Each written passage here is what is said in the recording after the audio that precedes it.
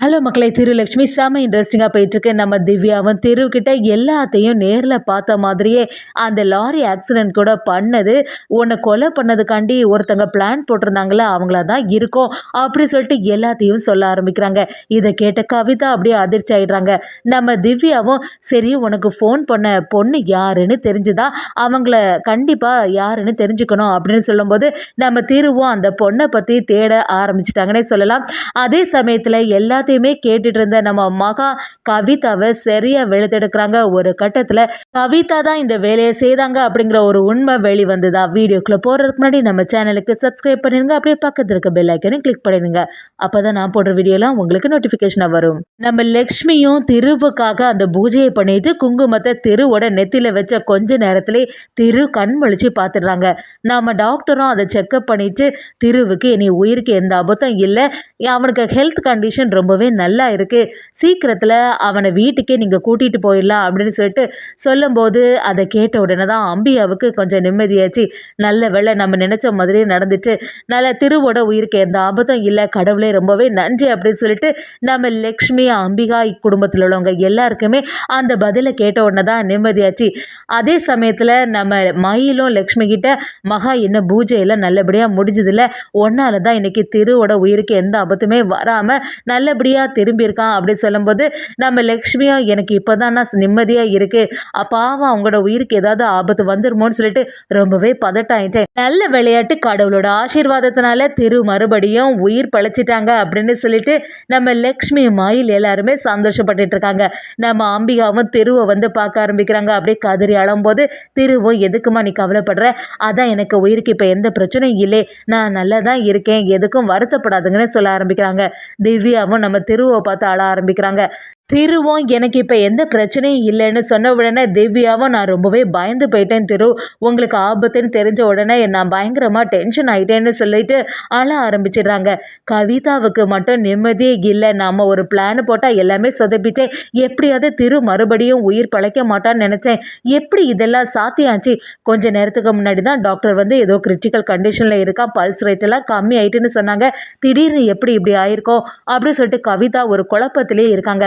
நம்ம லக்ஷ்மியும் கவிதாவை பார்த்து, இனி ஒரு வாட்டி கூட திருவோட உயிருக்கு ஆபத்து வர மாதிரி ஏதாவது ஒரு செயலை செய்தீங்கன்னா நடக்கிறதே வேற, நான் சும்மா எல்லாம் பார்த்துட்டு இருக்க மாட்டேன், எனக்கு உங்களை பற்றி நல்லாவே தெரியும், திருவும் குடும்பத்தில் உள்ளவங்க எல்லாருமே உங்களை நம்பிட்டு இருக்காங்க, ஆனால் உங்களோட சுயரூபத்தை பற்றி சீக்கிரத்தில் நான் குடும்பத்தில் உள்ளவங்கள்ட்ட சொல்ல வேண்டியது வந்துடும் அப்படின்னு சொல்லிட்டு கவிதாவை மிரட்ட ஆரம்பிக்கிறாங்க. கவிதாவோ, நீ என்ன உளறிட்டு போற, எனக்கும் அதுக்கு எந்த சம்மந்தமும் இல்லைன்னு சொல்லிட்டேன்ல, மறுபடியும் வந்து என்கிட்ட இப்படி சொல்லிட்டு போற அப்படின்னு நம்ம லக்ஷ்மியை மிரட்ட ஆரம்பிக்கிறாங்க. லக்ஷ்மியை இந்த வாட்டி விடுற மாதிரி இல்லை, இனியும் திருவோட உயிருக்கு ஆபத்து வர மாதிரி ஏதாவது ஒரு செயலை செய்தீங்கன்னா அப்புறமா நடக்கிறதே வேறன்னு சொல்லிட்டு லக்ஷ்மியை மிரட்டிட்டு போறாங்க.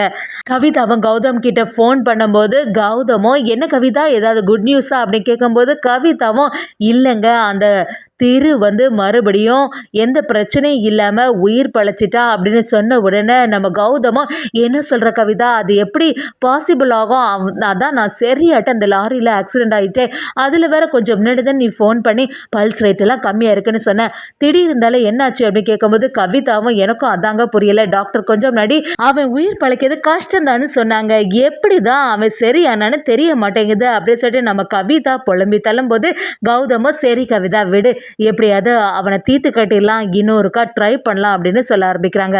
அதே சமயத்தில் வீட்டுக்கு வந்த உடனே நம்ம அம்பிகாவும் குடும்பத்தில் உள்ளவங்க எல்லாரும் சேர்ந்து நம்ம திருவை அப்படியே ஆரத்தி எடுத்து வர வைக்கிறாங்க. திருவுக்கு இனி எந்த ஆபத்தும் வரக்கூடாதுன்னு நினைக்கிறாங்க.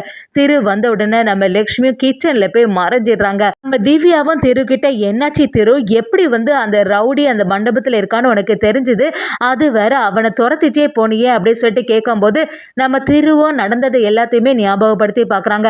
ஆமாம் திவ்யா, எனக்கு ஒரு ஃபோன் கால் வந்துச்சு, அவங்க வந்து இப்படி ஒரு ரவுடி ஒருத்தங்க உங்களை ஏம் பண்ணி சுடுறதுக்காண்டி தயாராகிட்டே இருக்காங்க, உங்கள் உயிருக்கு ஆபத்து, அவனை வந்து ஒரு ரூமில் அடைச்சி வச்சுருக்கேன், இந்த ரூமுக்குள்ளே நீங்கள் போய் தேடுங்க அப்படின்னு சொன்னாங்க. உடனே தான் சரின்னு சொல்லிட்டு அந்த இடத்துலேருந்து நான் கிளம்பி அந்த ரூமில் போய் பார்த்தேன், அங்கே இருந்து அந்த ரவுடி எஸ்கேப் ஆக ட்ரை பண்ணால் அவனையே துரத்திட்டு போனனால தான் இப்படியெல்லாம் ஆயிட்டுன்னு நம்ம திரு சொல்ல ஆரம்பிக்கிறாங்க. அதை கேட்ட திவ்யாவும் எல்லாத்தையுமே எல்லாத்தையுமே யோசிச்சுட்டு, ஆமா தேரு நீ சொல்றது எல்லாமே சரியா தான் இருக்கு. அப்ப அந்த கில்லர் வந்து ரொம்ப நேரமாட்டு அந்த மண்டபத்துக்குள்ளேயே தான் இருந்திருக்கான். அது நமக்கு தெரியாம இருந்திருக்கு. உனக்கு உயிருக்கு ஆபத்து வர மாதிரி யாரோ ஒருத்தங்க அவன பிளான் பண்ணி அனுப்பியிருக்காங்க. கண்டிப்பா அது உனக்கு தெரிஞ்சவங்களா இருக்க வாய்ப்பு அதிகமா இருக்கு அப்படின்னு சொல்லிட்டு நம்ம திவ்யாவும் எல்லாத்தையுமே சொல்ல ஆரம்பிக்கிறாங்க. அது மட்டும் இல்லாம எனக்கு ஏதோ இந்த லாரி ஆக்சிடென்ட் வேற அவங்க தான் செய்ததற்கு வாய்ப்பு இருக்கு. உன்னை வந்து யாரு கொல்லணும்னு நினைச்சாங்களோ அவங்க தான் இதையும் செய்திருப்பாங்க அப்படின்னு சொல்றாங்க. இதை கேட்ட கவிதா எல்லாரும் பயங்கரமா அதிர்ச்சி ஆயிடுறாங்க. திருவும் என்ன சொல்ற திவ்யா, அப்படி இருக்கக்கூட சான்ஸ் அதிகம் இருக்கு அப்படின்னு சொன்ன உடனே நம்ம திவ்யாவும் இன்னும் ஒரு உண்மையை சொல்லணும்னா அந்த பொண்ணு யாருன்னு நீ தெரிஞ்சுக்கணும், அந்த பொண்ணு யார் என்னன்னு விசாரிச்சு அப்படின்னு கேட்கும்போது நம்ம திருவும் எனக்கு அந்த பொண்ணு சொன்ன உடனே பயங்கரமா பதட்டம் ஆயிட்டு உடனே அந்த ரவுடியை தான் தேடி போனேன், மற்றபடி அந்த பொண்ணை பற்றின டீட்டெயில் எதுவுமே நான் கேட்கல அப்படின்னு சொல்ல ஆரம்பிக்கிறாங்க. அதை கேட்ட நம்ம திவ்யாவும் சரி உனக்கு அந்த பொண்ணு நல்லது தான் பண்ணியிருக்கா, எப்படியாவது அந்த பொண்ணை கண்டுபிடிச்சு அவளுக்கு ஒரு தேங்க்ஸ் அது சொல்லணும் அப்படின்னு நம்ம திவ்யா சொல்லிட்டு இருக்காங்க. அதை கேட்ட உடனே லக்ஷ்மி அப்படியே அதிர்ச்சி ஆயிடுறாங்க. கிச்சன்ல இருந்து ஒளிஞ்சு எல்லாத்தையுமே கேட்டுட்டு இருக்க லக்ஷ்மியும் எல்லாத்துக்குமே காரணம் அந்த கவிதா தான். அந்த கவிதா தான் இப்படிப்பட்டவங்கன்னு மட்டும் தெருவுக்கு தெரிஞ்சதுன்னா அவங்க ரொம்பவே ஃபீல் பண்ணுவாங்களே அப்படி சொல்லிட்டு யோசிக்க ஆரம்பிக்கிறாங்க. கவிதாவும் என்ன திவ்யா எல்லாத்தையுமே நேரில் பார்த்த மாதிரியே கரெக்டாட்டு சொல்லிட்டு இருக்காளே, இவ இப்படியே சொல்லிட்டு இருந்தானா திருவுக்கு சந்தேகப்பட்டு நம்மளை ஏதாவது கண்டுபிடிச்சிருவானோ, கௌதமும் ஏதாவது மாட்டிடுவானோ, அந்த லாரியை வேற ஓட்டிட்டு போனது கௌதமாச்சே அப்படின்னு சொல்லிட்டு கவிதாவும் குழம்பி போய் நிற்கிறாங்க. நம்ம கவிதாவும் திவ்யா கிட்ட சரி திவ்யா, திரு இப்போதானே வந்திருக்கான், எதுக்கு தேவையில்லாமல் அவங்ககிட்ட பேசிட்டே இருக்கா, அவன் ஏற்கனவே பயங்கரமாக டயர்டாக இருப்பான், அவனுக்கு ரெஸ்ட் வேணும்ல அப்படின்னு சொல்லிட்டு சமாளிக்கிறாங்க. திவ்யாவும் திரு கிட்ட திரு இப்போ உனக்கு எந்த பிரச்சனையும் இல்லையே, எப்படி இருந்தாலுமே யார் இதுக்கெல்லாம் காரணம்னு சொல்லிட்டு நம்ம கண்டுபிடிச்சே ஆகணும் அப்படின்னு சொல்ல ஆரம்பிக்கிறாங்க. ஆனால் நம்ம மகாவுக்கு எல்லா விஷயமே தெரியும். கவிதாவை இனிமே விடவே கூடாது, இந்த வாட்டி திருவுக்கு உயிருக்கு ஆபத்து இல்லைன்னு சொல்லிட்டு மறுபடியும் எப்படி இருந்தாலுமே வீட்டில் இருந்து ஏதாவது ஒரு வேலை செய்வாங்க. இனிமே கவிதாவோட ஒவ்வொரு ஒரு அசைவும் நம்ம நோட் பண்ணிட்டு வரணும்னு சொல்லிட்டு நம்ம மகாவும் ஒரு யோசனை போடுறாங்கன்னு சொல்லலாம்.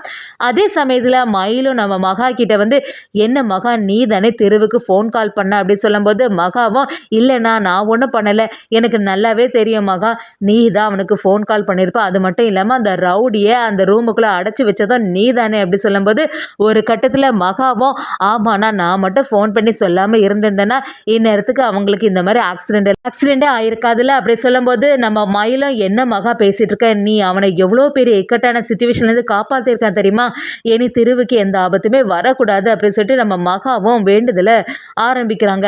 மகாவும் சரி இந்த பூஜையை கரெக்டாக முடிக்கணும், இந்த 18 நாளில் யாருக்குமே தெரியவே கூடாது அப்படின்னு சொல்லிட்டு யோசிச்சுட்டு இருக்காங்க. நம்ம அம்பிகாவுக்கு வேற ஒரு குழப்பமாகவே இருந்துட்டுருக்கு. அன்னைக்கு திருவை பார்க்கும்போது அவனோட நெத்தியில் குங்குமம் வேற இருந்துச்சு, அது யார் வச்சிருப்பான்னு தெரிய மாட்டேங்குதே, கண்டிப்பாக யாரோ ஒருத்தங்க பரிகார பூஜை பண்ணனால தான் திருவுக்கு எந்த ஆபத்தும் வரலைங்கிறது நம்ம அம்பிகாவுக்கு புரிய ஆரம்பிக்குது. ஒரு கட்டத்தில் நம்ம மகா கவிதாவை சரியாக வெளுத்தெடுத்து அப்போ அந்த லாரி ஆக்சிடென்ட்டுக்கு காரணமே நீங்கள் தான்ல, உங்களோட சூழ்ச்சியை நான் வெளிக்கொண்டு வருவேன்னு சொல்லிட்டு நம்ம லக்ஷ்மியை சரியாக மிரட்டுறாங்கன்னே சொல்லலாம்.